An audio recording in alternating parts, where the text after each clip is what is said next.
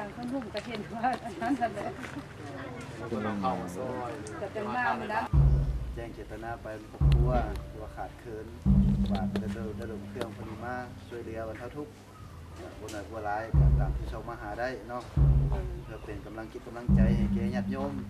ผู้ที่ขาดเคินทางด้านเสบียงอาหารเป็นยังชีพเลย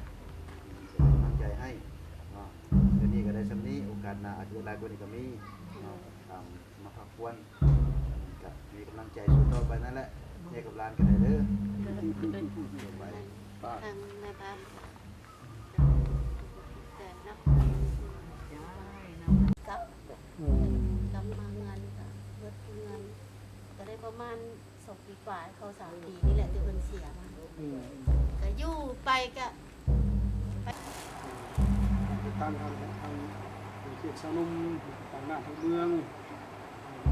ทางบ้านมาเนี่ยสองคนนี่แหละตัดใจกันเรื่องนี้มาแบ่งเบาการสนองเรื่องการเข้าจิตใจมีความเข้มแข็งเพราะว่าอยู่ใส่คือกันในสภาพสังกัด